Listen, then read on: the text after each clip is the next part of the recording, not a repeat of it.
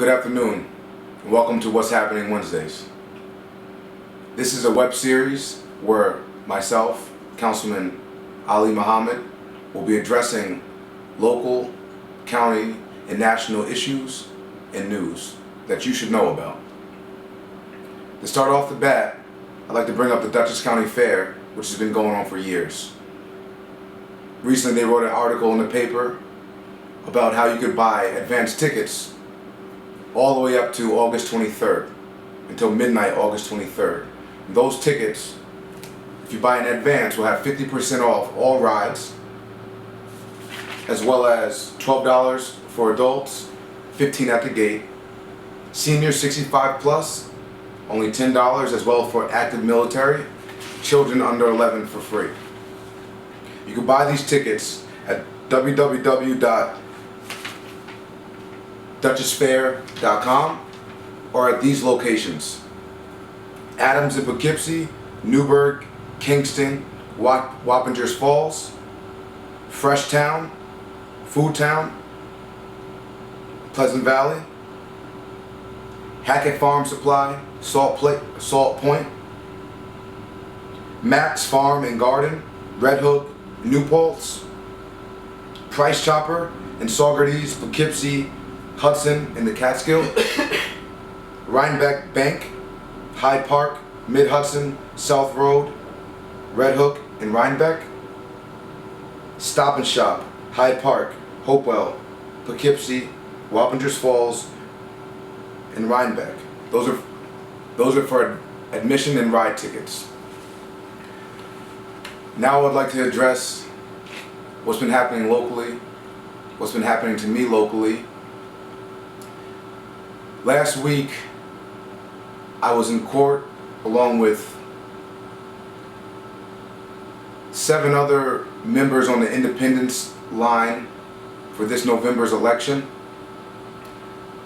We had to go to court because the Democratic committee, which I belong to, filed charges against our petitions because we didn't have the proper cover sheet.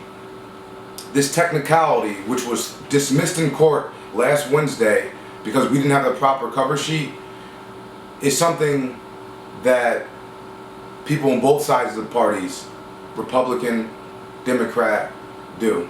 It's something that I like to look at as jamming you up, slowing down your process and your progress, making you waste money. They call it kangaroo court. You know what's going to happen, but we want to take time away from you. We want to take money out of your campaign, money out your own pocket.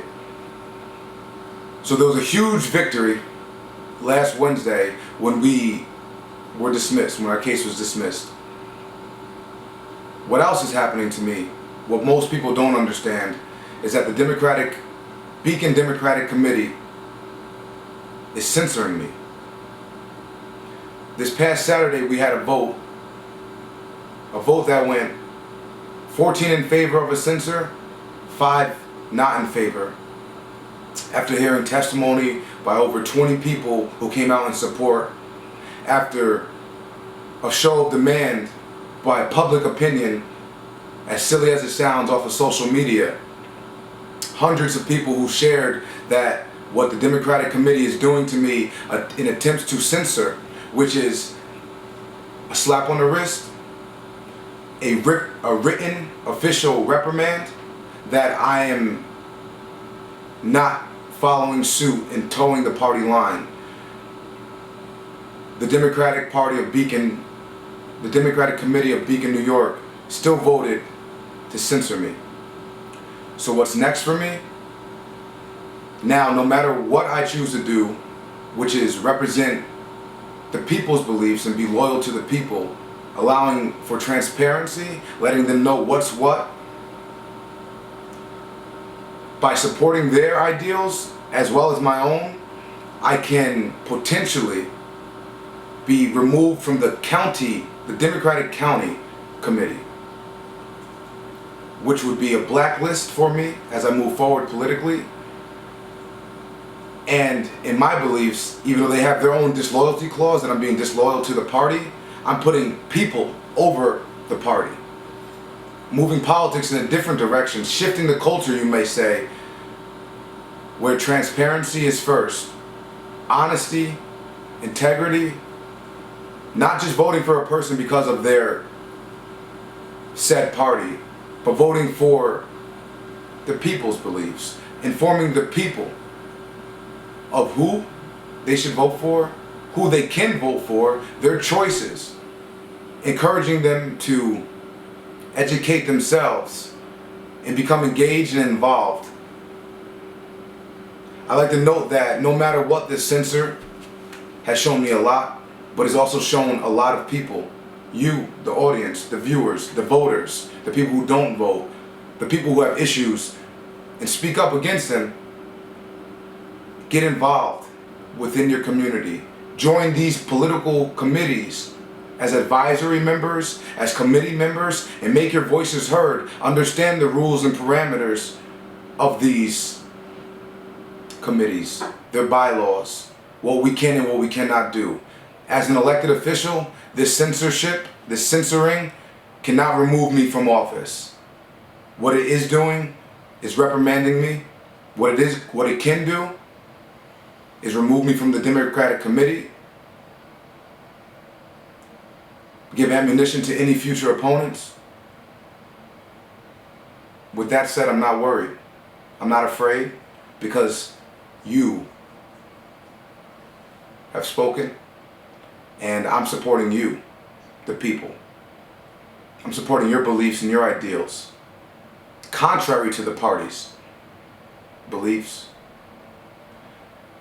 In my opinion, it's unethical what they're doing to me, especially for past precedents with different higher ranking Democrats who have supported people like Steve Saland in the past, and nothing's ever happened to them, as well as the fact that Marcus Molinaro, the county executive, Randy Casal, Beacon's mayor, and I share the same third party line on the ballot, the independence line,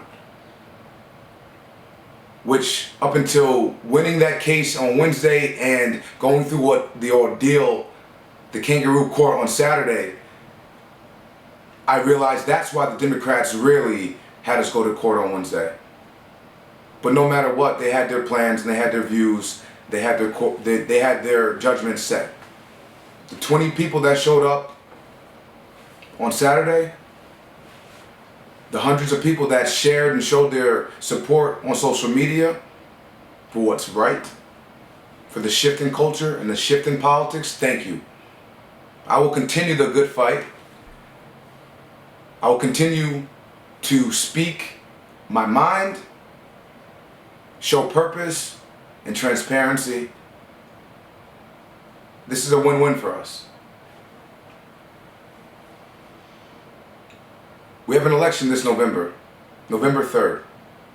There's a primary election September 10th. Make sure you get to the polls, and before you get to the polls, make sure you are registered to vote. You know who you're voting for and why. Check out their voting records, check out their past history, and do your due diligence, because we have a voice. We have this, the people in office have to make sure that they know what your voice is, or without that, they're gonna make their own judgments.